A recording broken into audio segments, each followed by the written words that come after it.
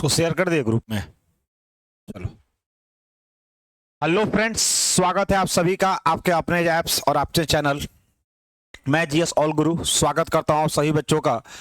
आप सभी बच्चों का एक काफी समय से एक प्रश्न आ रहा था, जिसका काफी लंबे समय से मैं देख रहा था कि उसका इंतजार था कि सर आप उस पर क्या बोलते हैं। तो फाइनली वो वीडियो आ चुका है, और जैसा कि आप थंबनेल में देख रहे हैं कि बिहार विधानसभा एसओ का आखिर कब होगा एग्जाम, या फिर इनका भी रीओपन होगा फॉर्म। जी हाँ दोस्तों, बहुत सारे सवाल बच्चों का एक ही आ रहा था और लगभग 1-1.5 महीने से आ रहा था।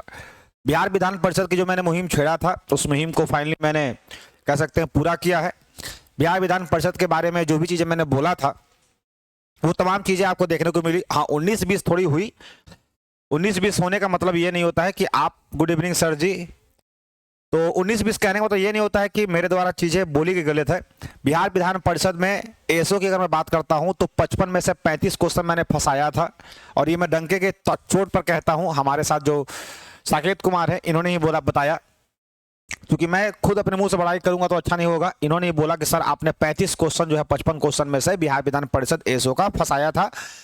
उम्मीद करते हैं सर कि आप बिहार विधानसभा का भी 55 में से 35 से 40 क्वेश्चन फंसाइएगा। बिल्कुल मैं फंसाऊंगा, और आपसे उम्मीद है, और मैं आपसे उम्मीद ये करता हूं कि आप मेरे द्वारा बोली गई हर बातों पर विश्वास करेंगे, क्योंकि पूरे के पूरे बिहार में पहला ऐसा संस्थान है या पहला ऐसा हमारा प्लेटफॉर्म है जिसके द्वारा बिहार विधानसभा और बिहार विधान परिषद के जो भी वैकेंसियां थी उसका मुहिम छेड़ा गया। इससे पहले बिहार में कभी भी बिहार विधानसभा बिहार विधान परिषद को लेकर के कभी कोई चैनल सीरियस नहीं हुआ।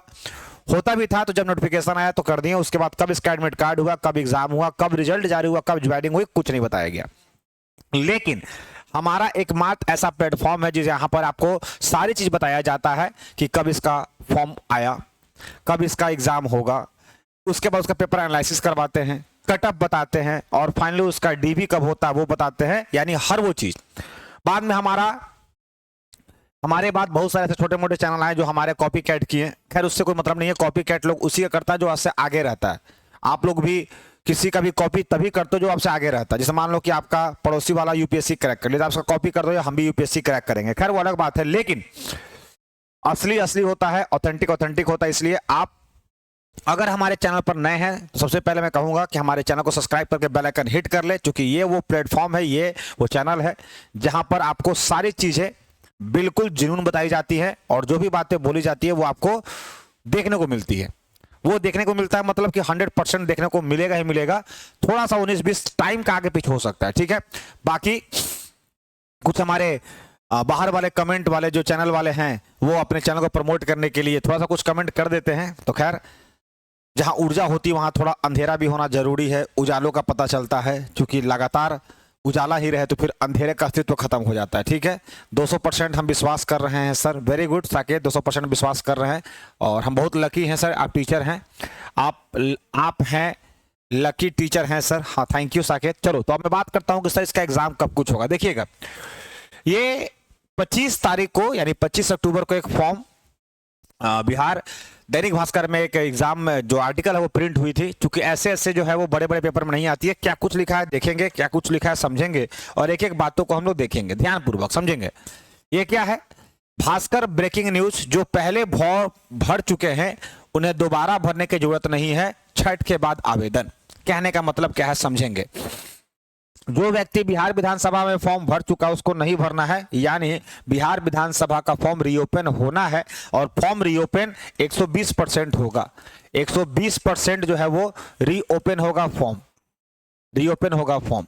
फायदा किनको होगा? फायदा उनको होगा जो उस समय बिहार विधानसभा के बारे में नहीं जान पाए थे, या वो हमारे संस्थान से नहीं जुड़े थे, हमारे चैनल से नहीं जुड़े थे, तो वो फायदे में रहेंगे कि उन्हें फिर से मौका मिल जाएगा हमारे चैनल के माध्यम से, ठीक है। पहला चीज क्या है, विधानसभा में 350 पदों पर बहाली होगी, ये कहा जाने का मतलब है। अब क्या समझिएगा, पूरा चीजों को ध्यान से पढ़िएगा, क्योंकि आधा वाला को उतना ही मिलता है जितना छोड़ देता है पहला वाला, ठीक है।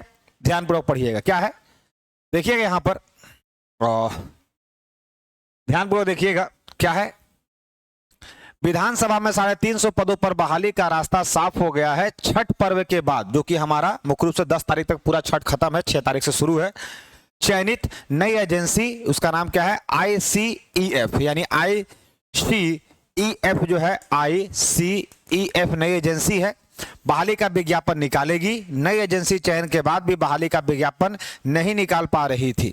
ठीक है, जो नई एजेंसी थी वो चयन के बाद भी बहाली का विज्ञापन नहीं निकाल पा रही थी। वजह दिया हुआ है, पिछले स्पीकर अवध बिहारी चौधरी के कार्यकाल में चयनित ICEP जो एजेंसी थी, जिसको पहला क्या था, ICE और P, IIP सॉरी, उसका संस्थान का नाम था IIP। ठीक है, वो एजेंसी पुराने आवेदकों का डेटा विधानसभा सचिवालय को नहीं दे पा रही थी, यानी किसने किसने अप्लाई किया वो नहीं बता पा रही थी। ठीक है, कई रिमाइंडर के बाद भी IIP ने डेटा नहीं लौटाया, यानी जो बच्चे फॉर्म भरे तो उसका डेटा पता हुआ तब तो कैलकुलेटर में मान लो हम फॉर्म भरे हुए हैं और फिर से हमसे फॉर्म भरवा लेगा तो वहां दिखाएगा ना कि आपने पहले अप्लाई किया, तो वो डेटा IIP इसको नहीं दे पा रही थी। ठीक है, कई अल्टीमेटम गए, कई रिमाइंडर गए। महाधिवक्ता, जो हमारे भी महाधिवक्ता कौन होते हैं, जिसको बोलते हैं एडवोकेट जनरल, अभी PK शाही है। महाधिवक्ता कार्यालय की सलाह से विधानसभा सचिवालय ने IIP के खिलाफ FIR करने का मन बना लिया था। एजेंसी को इसकी चेतावनी दी गई कि अगर नहीं दोगे बेटा तो FIR करेंगे, क्योंकि बच्चों का भविष्य का बात है। ठीक है, और हम लोग या फिर आप लोग खामखा बिहार विधानसभा को ही क्या करते हो, कसूरवार जाते हो। तब जाकर उसने पुराने आवेदकों का डेटा लौटाना शुरू किया है। गुरुवार को बड़े बक्सा का मतलब बड़े बड़े ट्रंक में भरकर आवेदन विधानसभा सचिवालय में पहुंचे, मतलब ट्रंक में उसने भर के दिए हैं। ठीक है, अगले 15 दिनों में विधानसभा के उन्हीं पहले से विज्ञापित करीब 350 पदों पर दोबारा विज्ञापन निकलेगा। पिछले स्पीकर अवध बिहार चौधरी के समय, जो कि RJD के थे, सुरक्षा प्रहरी के 69 पदों के लिए हुई परीक्षा रद्द कर दी गई थी। ये सबको पता है, जो आप हमेशा पूछ रहे थे। परीक्षा लेने वाले एजेंसी को टर्मिनेट कर दिया गया था, ये सबको ही जानते हैं। आरोप था कि परीक्षा में कदाचार मुक्त नहीं हुआ है, धांधली हुआ, जो आप लोग बोल रहे थे। ठीक है, मुक्त नहीं हुई है। पारदर्शिता को भी कमी थी। हालांकि एजेंसी उस टर्मिनेशन के खिलाफ न्यायालय के शरण में गई थी, पर कोर्ट ने उसके पक्ष में फैसला नहीं दिया। कोर्ट को लगा कि जिस तरह से आप जो है वो एग्जाम लिए हो, ये कहीं ना कहीं संदिग्ध है। आप बच्चों को इंटरव्यू के आधार पर ये कैसे कह देते हो कि सुरक्षा प्रहरी का, कैसे कह दोगे कि बच्चा योग्य है या नहीं होगा। आप बच्चों का एक लिखित परीक्षा तो लीजिए, उसके बाद हुआ कि हाँ भैया लिखित ले। और बहुत सारे बच्चों का ये पर्सनली आ रहा था हमसे मैसेज कि सर ये तो धांधली हो गई। कैसे धांधली हो गई?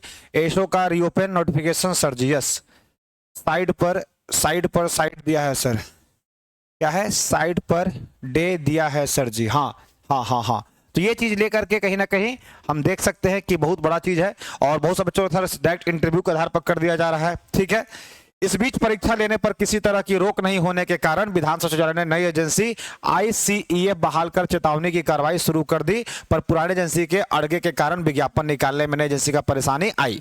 अब लटकी नियुक्तियां का विज्ञापन फिर से निकलेगा। नए अभ्यर्थी को फॉर्म भरने का मौका मिलेगा। जिन अभ्यर्थियों ने पहले से विज्ञापन फॉर्म भरा था उन्हें दोबारा फॉर्म भरने की जरूरत नहीं है। कहने का मतलब क्या हो भैया, कि कहने का मतलब यह है कि अब हमारा बिहार विधानसभा का फॉर्म का डेट रीओपन हो गया है। यानी छठ के बाद छठी मैया से एक बार प्रे कर लेना कि हे छठी मैया, इस बार हमारा नौकरी पक्का करवा दीजिएगा। और अगर आप हमारे संस्थान के साथ जुड़ना चाहते हैं इस मुहिम से, चूंकि मैं डेली इसके लिए आपको फ्री ऑफ कॉस्ट क्लास लेकर आऊंगा, तो आपको क्या करना होगा, और इसके लिए मैं आप लोग का एक पेड बैच लाने के लिए सोच रहा हूं। पेड बैच लाने के लिए सोच रहा हूं क्योंकि एक जो हमारा होगा वो MCQ सेशन होगा, जिसमें आपको क्वेश्चन करवाएंगे। ठीक है, और इसके लिए मैं आप लोग को सोच रहा हूं कि मॉक टेस्ट भी करवाऊं, क्योंकि 100 क्वेश्चन आएंगे। और पैटर्न कैसे रहेगा तो समझ लीजिए। पैटर्न की अगर मैं बात करता हूं तो पैटर्न कैसे कैसे रहता है वो देख लीजिए।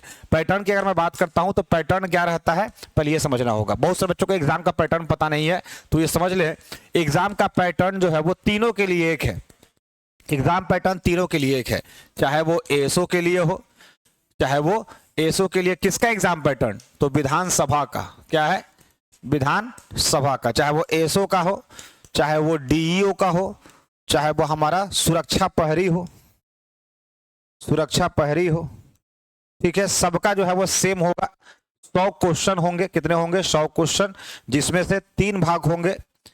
55 क्वेश्चन जो होंगे वो GS प्लस GK होंगे। 30 क्वेश्चन आपके जो होंगे वो रीजनिंग होंगे, और 15 क्वेश्चन आपके जो होंगे वो मैथ होंगे। अब इसके जुड़ने के लिए क्या करना होगा, तो इसके जुड़ने के लिए आपको क्या करना होगा, तो इसके लिए आप लोग को क्या कहते हैं, मॉक टेस्ट। आप लोग को मॉक टेस्ट जो है, मॉक टेस्ट जो है वो 50 रुपए में 5 मॉक टेस्ट आपको मिलेगा, 5 मॉक टेस्ट मिलेगा। और इस मॉक टेस्ट से जुड़ने के लिए आपको क्या करना होगा, 50 रुपए में 5 मॉक टेस्ट मिलेंगे, वो आपके एसओ का भी होगा, डीईओ का भी होगा और सुरक्षा प्रहरी का भी। इस मॉक टेस्ट के लिए क्या करना होगा, प्ले स्टोर पर जाएंगे। किस पर जाएंगे, प्ले स्टोर पर। प्ले स्टोर आप लोग जानते ही होंगे, जहां से हम लोग सारे ऐप्स को डाउनलोड करते हैं। प्ले स्टोर पर जाना है और द लिखना है, द प्लेटफॉर्म। 2 तरह का वहां पर होगा, एक होगा बिना द का, एक होगा बिना द का, तो बिना द को हटा देंगे, द स्पेशल होता है द प्लेटफॉर्म। और वहां पर जाकर के उसको क्या कीजिएगा, इंस्टॉल कीजिएगा। इंस्टॉल करने के बाद अपने आप को रजिस्टर कीजिएगा। क्या कीजिएगा, रजिस्टर कीजिएगा। और फिर वहां पर क्या जाइएगा, टेस्ट में जाकर के, टेस्ट सीरीज में जाकर के, टेस्ट सीरीज में जाकर के उसको, टेस्ट सीरीज में जाकर के, टेस्ट सीरीज में जाकर के उसको बाई कर लीजिएगा। ठीक है मेरे दोस्तों, तो ये रहा आप लोग का पूरा, जो कि बहुत सारे बच्चों को बोलना था कि सर जी जीके जीएस ऑल गुरु ऐप को सर जी, हाँ, तो इसलिए मैं बोलना चाहता हूं कि बहुत सारे बच्चों का लगातार यार तक सर इसके लिए कोई हमारा मॉक टेस्ट नहीं मिल रहा है, ये नहीं मिल रहा है। तो सारे चुनिंदा क्वेश्चन जो एग्जाम बेस्ड होंगे वहां पर आपको मिल जाएंगे। और ऐसे अगर आपको मेरे साथ जुड़ना है तो छठ के बाद जो है वो डेली शाम 6:30 बजे आपके साथ हम जुड़ेंगे इसी मंच पर। सो देखना ना भूले, बने रहे हमारे साथ। बाय बाय, टेक केयर, जय हिंद, जय Bharat, that's all, thank you.